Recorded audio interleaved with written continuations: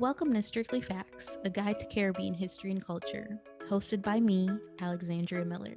Strictly Facts teaches the history, politics, and activism of the Caribbean and connects these themes to contemporary music and popular culture.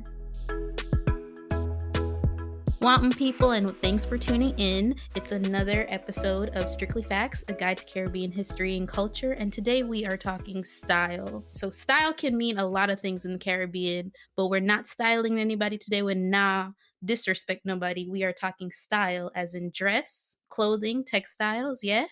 All right, so Caribbean style, I think, is something that's not necessarily one of the most evident parts of our history and culture that's often talked about. It's very visible, whether it's, wearing traditional garments or fabrics on important holidays or even during festivals like Carnival. But how many of us know how these fabrics got their start? So here today to answer how these styles originated and what they tell us about Caribbean history is Lauren Baccus, who wears many hats, including as founder of Salt and Aloes, a digital archive of Caribbean material culture. Lauren, I'll turn it over to you and allow you to introduce yourself and tell us a bit more about what you do, where in the Caribbean is near and dear to your heart, and how you got interested in Caribbean textiles. Hi, Alexandria. Thank you for that. And thank you for starting the podcast with we're not making style on nobody, but we about style up in here. Yeah. So as you mentioned, my name is Lauren Baccus, and Salt and Aloes is kind of the baby that brought me here, even though I've always been involved and had a deep, deep love for style, fashion, masquerade, carnival costume. That's pretty much where my heart lies. In terms of kind of where is near and dear to my heart, that's so much a part of Carnival. My family is Jamaican. I'm a daughter of both the American South and the Caribbean. So I say Jamaican, but of course our family is like all Caribbean families, has, connection and influence and roots all over the Caribbean and then beyond, right? So my immediate family is from Jamaica, but I grew up in Trinidad. So the transition to Trinidad was so, life altering for me. Even though we had, John Canoe, which is a kind of dress up, which is a kind of masquerade in Jamaica. I mean, Carnival in Trinidad was next level, and the kind of costumes and characters that were opened up to me and that I could also be a part of, because that's the other thing, right? It's this inclusive celebration that even kids are a part of and you grow up with. So that was opened up to me, really established this baseline of clothes as not just identity, but as storytelling. Mm-hmm. And as also connection to a history and a people and things that I think as Caribbean people, we can't always communicate about ourselves. Like there's a certain kind of way of being Caribbean that I think also as someone who lives in the States, I'm always trying to find materially, right? Because I'm a very kind of like hands-on, I have to touch, feel, see, experience, smell. And I think a lot of Caribbeans who come up to the States or, filter around the world because we everywhere, right? Very true. I'm always shocked when I find a Caribbean person. Well, not shocked, but like shocked and also like, of course, like Finland. Yeah, of course we did. But we find Caribbean-ness a lot of the times through food. Food and music becomes a kind of stand-in for Caribbean-ness. And for me, I think that that's true, but to kind of narrow ourselves to that which can be consumed. And I think this is important to always kind of position ourselves in terms of like what can be consumed is a bit of a sticking point for me, and where Salt and Aloes really came from. I was always on this hunt to find, I want to find Caribbean-ness. I want to find it in the archive. I want to find it in an archive that also feels kind of beyond just images of and tales of washerwomen and sellers on the road, food sellers on the, not that those things aren't true, aren't real, aren't valid, but I was looking for more. I think ourselves as producers and active producers, as opposed to, again, consumers, which I think is more now kind of like a narrative of Caribbean-ness, which we can talk about, or being consumed, right? Mm-hmm. Our bodies, ourselves, our products. or as even secondary producers, as just producers by default, not actively creating. And I think so a lot of the search for things, and the things a lot of the time are for me very much rooted in cloth and textiles, and the things that we work and live with every day and touch every day. That was really a huge part of creating this archive. Really, it's my understanding of what Caribbeanness is, right? Because I'm Right. also here trying to figure out, what does Caribbeanness look like? And so a lot of self analysis, I think, rooted in that question: what does Caribbeanness look like?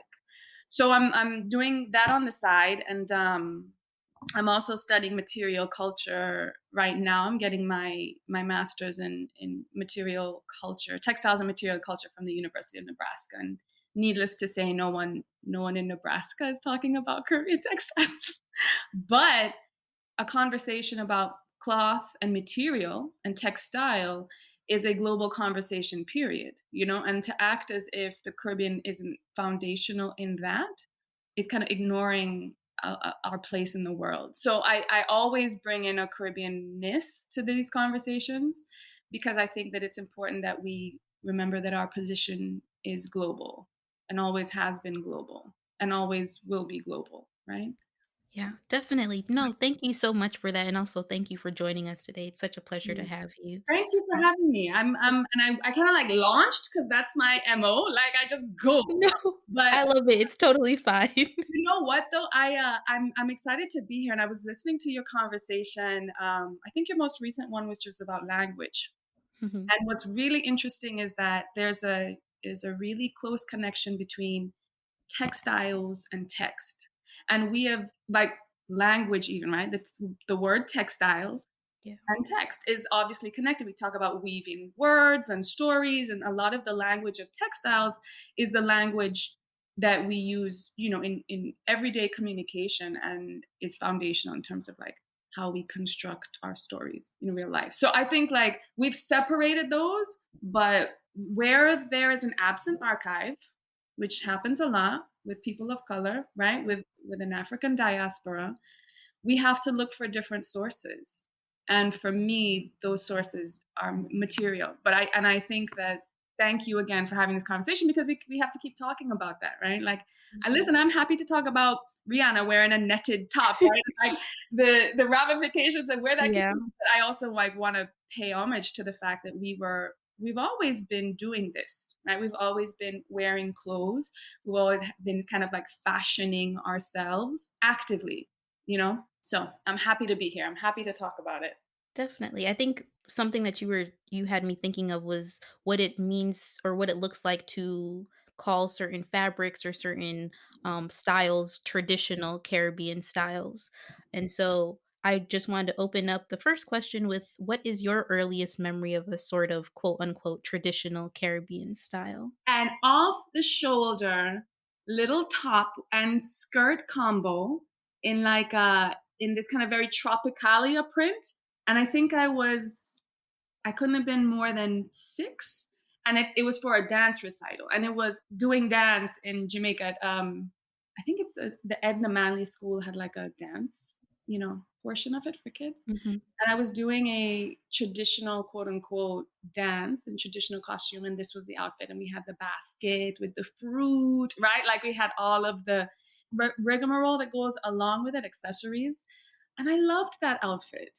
And, I think this idea of traditional right now I struggle with, because we're in a moment of addressing and critiquing the legacy of colonialism, right? I think we still are, in our arts and in our presentation. And, to say, how do we decolonize our dress? Because our traditional dress is rooted, in this system, right? And Yeah. in colonialization. So how do we separate the two? And what does that look and feel like? But I loved my little outfit. Listen, I would rock it today. It was a cute little number. But for me, those things are so heavy now, and I'm still wrestling with it, is my point. And I think that that's okay, that we don't have the answers to that, because we're still figuring that out. But I've been speaking to people, especially lately, about these same mixed feelings about my dress, which you're Yeah. Jamaican, correct? Yes. Bandana. Yeah. Right. So, like, what's your experience or feelings around bandana? I'm going to turn it to you if you don't mind. Well, before we get to feelings, I wanted to talk a little bit about the history first. Yeah. I think we can't separate how, it comes about before we get to how it works today Absolutely. in our culture. So, could Yeah. you talk a bit about how madras or bandana comes to be in Yeah. the Caribbean, where it started first off, and then eventually how it gets to the Caribbean? Sure. So, for those who don't or aren't familiar with bandana or madras, it's like tartan, right? Like you can see it if you're on the east coast of America, it's very much associated with kind of like northeast preppy culture. But originally, madras comes from India and had been produced in India I think as early as the 13th century. But it had also been found throughout Arab nations and had disseminated, and even African nations, because of the quality of this madras, had acquired a really esteemed position in for traders. So a lot of folks used it in turbans. It's definitely not the material that we know madras to be now. It was a more kind of gauzy, lighter material, but really prized in terms of use for head wraps in particular, but was traded well beyond India. So eventually, it took on more of the look that we see now, but that was not without the British influence. So the British, when they came to India, this is more the 16th century, and it's very particular to an area in India called Chennai, and it was more of a working class material. However, by the time the English came, saw the benefits that could be gained from kind of controlling the import and export and manufacture of this material, it became this kind of high quality product, and actually silk. I know that even though we said it was more of a working material, it was still out of a silk that was able to fetch incredible prices in the UK. However, as will happen, a lot of English manufacturers, so material was being produced in England, right? So they had their own very kind of like well developed fabric production or textile production industry there. It was way too expensive to import and also sell the material from India. So what was done was it was basically reproduced in cotton. So you had a cheaper version available. And the mechanics of colonialism allowed for it to be part of the material trade that operated not just between India and England, but also the colonies throughout the Caribbean. And this extended to French colonies as well, eventually, just to communicate that, because we also have to include the Francophone islands in our conversation, because for them, Madras became incredibly important and very instrumental in terms of the regulation of Black people in those spaces. Less so in English society, but I don't want to jump too far ahead. So Madras was brought to the Caribbean islands through this process of kind of global colonization of Great Britain.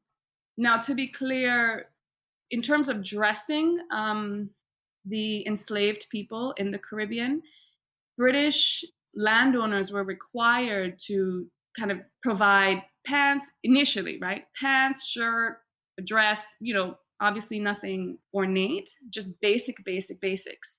That eventually, and that wasn't even written in stone, right? It was written, but it wasn't enforced, I should say. Eventually, enslaved people were just given cloth and told to do what they needed to do. It was a certain amount every year, and that was it. Now, when you are creating your own pieces, and I say creating not as if it's design, but just you're fashioning your own pieces in ways that you can't always control, when there are other fabrics involved, when there are other fabrics available, when there are other fabrics that are denied to you, those fabrics become a huge part of this kind of power dynamic between asserting yourself and also kind of operating in the system that uses material culture to maintain itself. So Madras is one of those fabrics that got caught in this really interesting web of dynamics between self-possession and self-actualization and self-presentation, and also the system of enslavement and subjugation that existed in the Caribbean. So what we see now is it's a complex dynamic, right? So you have people who we can move into feelings, but I will also say that there are people who will not touch my dress. It's not part of, their regular dress. They don't either have any feelings about it or they have negative feelings about it. And then my dress has also been incorporated as islands have gained their independence into what Mhm. is called a national dress. And some of these are kind of national dresses that weren't actually national dresses. People just kind of decided, like they created this idea of what a national dress was. So it's this kind of push and pull between the past and the present when it comes to my dress. Have we gone over the history well enough? I didn't want to get too much in the I weeds. think no, I think we definitely did. I think, the other thing that I definitely wanted to mention is the impact of the Black codes, or what is it, 1885, I believe, The and Code Noir. So the Black Codes, or Code Noir, was a system created by the French, the most kind of extensive and very kind of detail oriented system that regulated Black bodies in the French Caribbean, and that also extended to New Orleans. But at the time, in the 1800s, late 1800s, it was kind of the most in depth. It got into such kind of minutia for control purposes. And that extended into relationships and also, importantly, into dress. Because again, the idea of dress just being this very passive kind of experience or projection is a farce. We all know that, right? Like dress communicates so much, and there's so many kind of class issues that come up, but also place in the world. Of course, blackness as kind of your skin is an item that you're not changing. However, when there's so many different kinds of blackness in a society, because to be clear, the French islands were a little different than or very different, I should say, than the Spanish and then British islands, because they had a much more complex system of freedom. mhm, So freedom is also articulated through dress. And in an effort to control, it was actually a lot more of the Black free people, the free Blacks. It became just, again, another signifier through cloth. So I'll give you an example. The tignon, the head wrap, that was enforced and it had to be worn by Black women, free and enslaved, as a way to hide their hair. Now, why are you hiding your hair, right? Like, what is the purpose of that?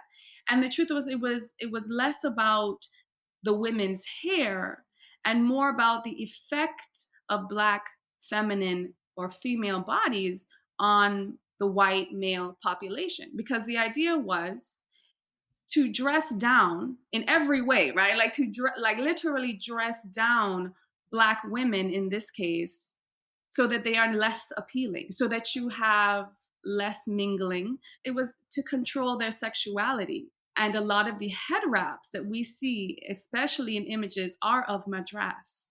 And the way I think that Black women and women of color, I'm going to add that because it's important to remember that there was a lot of mixing, right? mhm, Despite best efforts, there was a lot of mixing. Um, they used this head wrap and decorated this head wrap, right? And gave different, knots and folds. And I think was a kind of communication that was nonverbal, but took those same laws and subverted them. So, it's important to remember that, again, it was an active process of self-presentation, right? And also of resistance through cloth. Yeah, and I love those stories. There's these stories of women who would, adorn their feet with flowers and jewels and, you know, just these really personal, intimate touches through cloth and material and decoration and adornment that I think sometimes we lose in these conversations. about clothing and dress, especially in this period. So Yeah. Madras was definitely part of that kind of self-presentation that was both, affirming for oneself, but also part of a resistance movement that they couldn't control. Because what are they doing? You told me to wrap my head. I'm wrapping my head.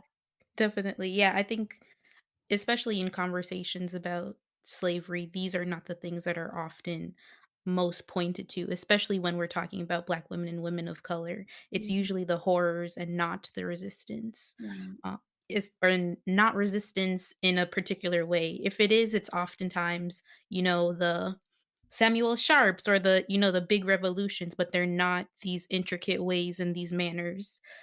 I also was reading about the different ways that women could pleat their head wraps to signify different things. So one could be single, you could do 2 if you were married, 3 would be you were widowed or divorced, 4 was like you're free, you're open to anybody. So these are the conversations. Yeah, I Yeah. think that that's important because you're right in that the resistance that we talk about is usually hard resistance Mhm. or active standing, confrontational resistance in a way that we recognize as like, oh, this is very masculine. And I think that when we're talking about textiles and also clothing and fashion, right? Because I think that if you were to enter this conversation in the beginning and think, oh, they're talking about style. No, we're talking about much more than style. We're talking Mhm. about how people move through the world in their dress and say who they are through dress and who they're not through dress. And that's no small thing. I mean, you made every choice today with your outfit. I made every choice with mine, and the stakes are less high, but they're nonetheless very clear statements about who we are. And I think that for that reason, fashion and clothing and textiles kind of gets a bad rap because it doesn't have those very kind of sharp edges that some of the other forms of resistance does. Definitely. Similarities or differences aside from some of the ones we pointed to earlier, have you seen across various Caribbean islands through the Madras fabric? Yeah. Again, in the Francophone islands, I find that they have a different relationship. I have found to Madras. I think because of how strict those laws were, the Code Noir. It's very built into this idea of an active creation, and I think that from what I have seen, Madras kind of still lives in the realm of tradition, and it has a rightful place in this, and we have created this, and we have decided this. I think in Jamaica, there's if you go back to say the 1960s, I think there was much more of a class association with bandana or madras, and I'm using the words interchangeably. So it was only when, and I wrote about this recently, it's only when Louise Bennett came along, and Louise Bennett, for those who don't know, was an incredible creative in Jamaica. She, lived from, I think the 1920s or 30s, but so she lived at a time when Jamaica was a British colonial subject through the 1960s and 70s when when they had gained their independence, and then beyond. And a lot of her work, so she was a poet, a playwright, I mean, an author. She was this bridge between this kind of educated class in Jamaica, but also someone who was using these totems or these kind of artifacts of working womanhood, especially. And I say womanhood very specifically because when she would dress, she would wear the apron and madras and the head tie. And then she would also, speaking about language from your last Hmm. conversation, Yes, she also we used are a big fan of Miss Lou over here. listen, and I remember like poring over her books of poetry and reading, and it was my first because my family didn't speak patois in the home because again it was a very class based kind of Hmm. language, or speaking style, I should say. Now we used it in very kind of specific kind of moments, and then we didn't because that's not how. And I'm using the like quotations, right, for those who can't see it, but like that's how we didn't talk like that. But what Miss Lou did was create this really interesting bridge between, working Jamaican women, I would say laboring Jamaican women, and, a greater or a different Jamaican class. And it was this kind of affirmation of Jamaicanness, separate and self-created. And I thought that was really, an important kind of shift in terms of who we believed we are or what we could create for ourselves. And I was saying, like, I remember reading her poems, and it was my first kind of taste of patois in my mouth. And her poems were also, they were snarky and they were cheeky, and they were very clear about kind of Jamaica's place in the world and the world's place with Jamaica. And she spoke a lot too, and I love the one colonization.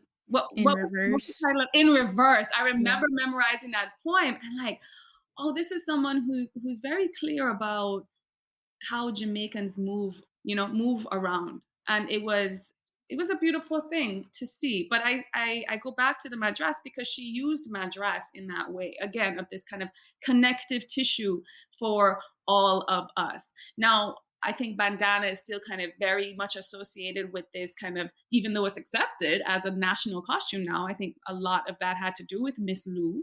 But it's kind of cemented in that time.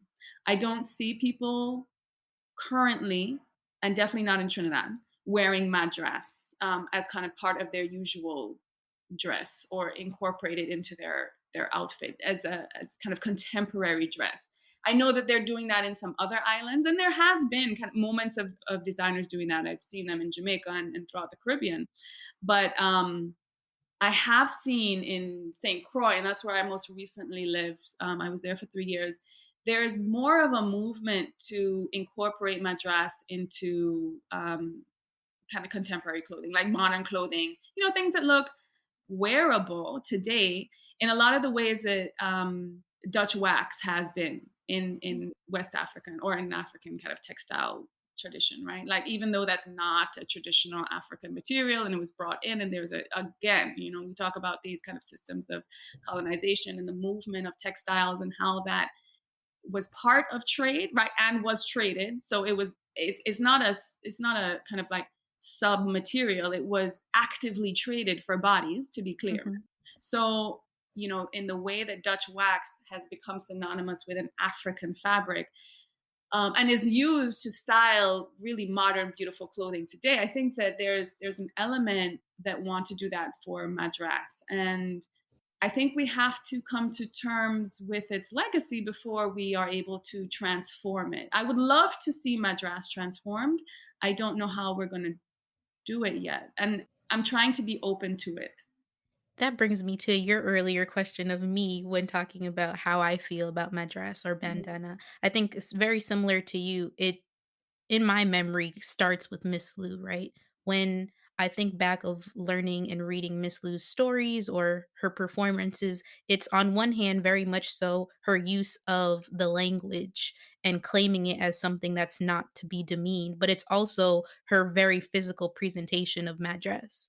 I also think of, being a kid and flying into Jamaica, and that's often when I would see women in the airport dressed in madras. And so then it also becomes this sort of, what is the word I want I'm looking for? This colonial mindset, but it's also then brought into current politics around what we are performing for, not necessarily for me who's of Jamaican descent and flying into Jamaica, but for tourists. So then it's then used also as a sort of a sign of neoliberalism and neocolonialism that problematizes how we see Black people, Black bodies today, and performing a Caribbeanness, a tropicalization for foreign investment or foreign monies. Yeah, I think that's a really important part of it, like the performance aspect of it. And I think that gets back into this idea of consumption, right? And Mhm. like our bodies, materials, products, how are they consumed? And our space, right? Because now you're talking not just in Jamaica, but around the Caribbean. Who owns what, right? Land. I'm talking about land, highways, roads, telecommunication systems. That's really not ours. But we are consumed, and our kind of images are consumed as if they are this kind of like, yeah, this product that is ultimately tied to a self of fashioning. So like we're also creating these images, right? Mhm. And what does it mean to have these older versions of ourselves, and can they move into the future? I don't know. And I think that's why for me, when we're talking about costuming and dressing, I think that carnival masquerade holds so much more potential in terms of this idea of, okay, what does a Caribbeanness look like in the future, like in a future Caribbeanness? Because that in and of itself, carnival in and of itself has gone through this transition from its early roots, from this, you know, a kind of ragtag, people just using scraps and painting their bodies, right? Just this very spontaneous.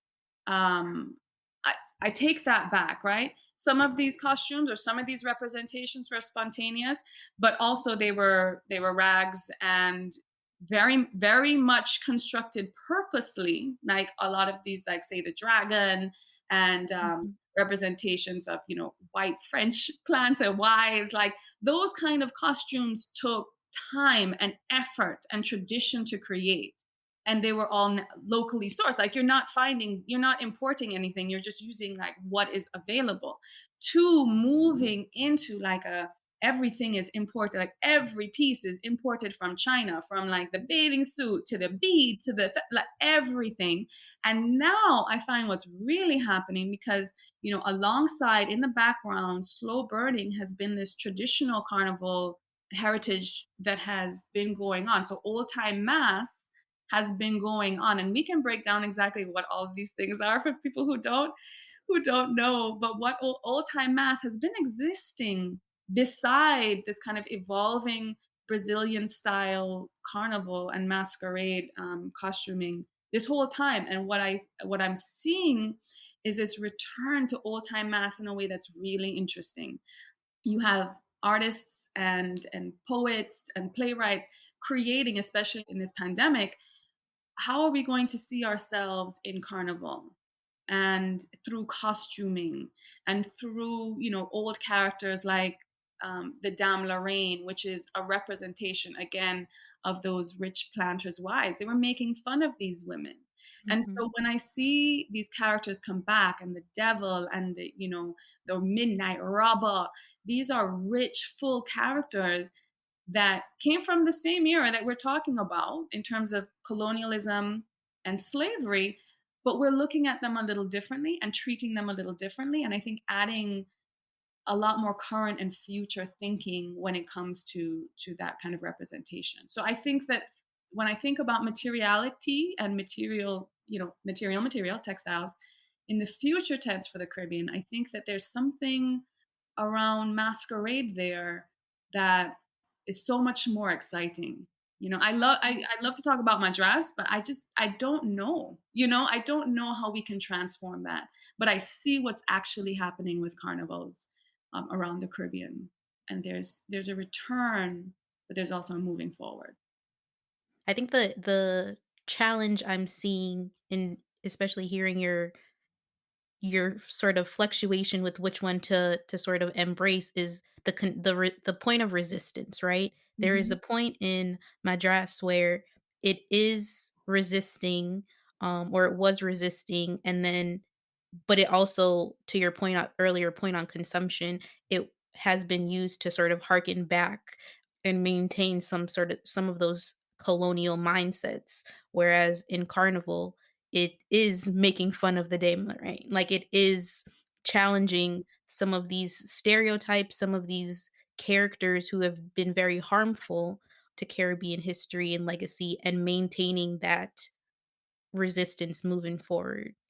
Yeah, maybe that's what it is. Maybe that it's that these characters address directly what we're talking about, who we're talking about, and a time that we're talking about. Whereas Madras, I think we can lose some of that in the textile. We can lose some of that because it's just you can't communicate the same way, right? So Carnival is a very kind of multifaceted experience, and it just cannot communicate the way a piece of fabric can, or a piece of fabric, I should say, alternately, cannot communicate the way that carnival can in that kind of fullness. So it's easier for me. Maybe that's right? Like to grapple with that idea when it comes to carnival because it's a lot more active. Yeah. Definitely. My next question, I think we've started talking about a bit, but what are sort of your hopes for the future of Caribbean style and textiles? My hope for the future is that I would love to see us maybe not resolve this push and pull between the past and the present and come to terms with a post colonialism that is also rooted in colonialism, right? Like not that self denial, but a kind of self acceptance. I think some of that also comes from acknowledging the indigenous presence that was there before and the role of indigenous people in the creation of the Caribbean and the relationship that initially did produce some really interesting textiles in the Caribbean. Steve O. Buckridge has a really interesting book on lace bark in Jamaica. I'm not sure if you're familiar. No, I'm not. We'll add it to the syllabus. It'll be on the syllabus. He does a really interesting investigation, and he has talked about cloth and clothing in the Caribbean in the 16th, 17th, 18th century. But there is a fiber that was created that was even taken to Europe and prized. I mean, when I talk about fineness, just utilizing the knowledge of the indigenous Taino people and then also of the Africans that came that were had already been making their own lace bark, cloth before and brought that with them, right? So that knowledge didn't end and it was incorporated into their new environment and did also incorporate the knowledge of the native people there. So I would love to see us return to that as if like the idea of moving forward is about forgetting the past. I would love to just be able to have a greater respect for what was there even before and bring that to the present. Yeah, I think it's also like reorientation. I think a lot of the times we think of Caribbeanness in the past tense, and this might contradict what I just said, but I would love for us to think about Caribbeanness in future tense more. What is Caribbeanness in the future? Yeah. And maybe how is it continued from the or, espoused, evolved from the past. It's not just it was in the 1600s and that's where we're leaving it. It's still something that We have to forget it. We have to move on. We have to be new, fresh, shiny. No, I want the continuous line to be on. And I had this really interesting conversation. This was months ago about the Caribbean as a an incubator for the future. This place was an incubator for the economic system of the globe, right? We were the first to figure. We were the experimental zone, and this idea that I feel like we miss that a little bit. How innovative we actually were, and we're part of something that was just being thought of that people had Mhm. no idea. Listen, people had no idea what they were doing, but we were part of that. And I want to remember that and take that same feeling of we can still be at the cutting edge. Now, when we talk about technology, we need those systems in place, right? We need that infrastructure in place. But I think that we can also talk about what it looks like in terms of decolonizing. Can we be at the forefront of what a process of decolonization looks like in our everyday, in our actual being, right? And And maybe don't call it decolonization because even that, like I was saying, is this kind of rejection of the past. mhm, Yeah. and how we use style to do it. So, And yeah, how we love and that. listen, I know that we've talked a little bit about style and kind of gone back and forth, but this is the point, right? Like that style is not this separate box, that fashion isn't this separate box. It's part of the economic, political, social systems that we operate in. So it's not just looking cute. It's about how money moves, how people moves, how trade moves, right? It's inseparable from that. So if you think that we're not talking about style, we're still talking about style, but we're also talking about more than style. Yeah. I agree. Thank you so much for being here. This was such an amazing conversation. Thank And you. final question, because it wouldn't be a Strictly Facts episode without it.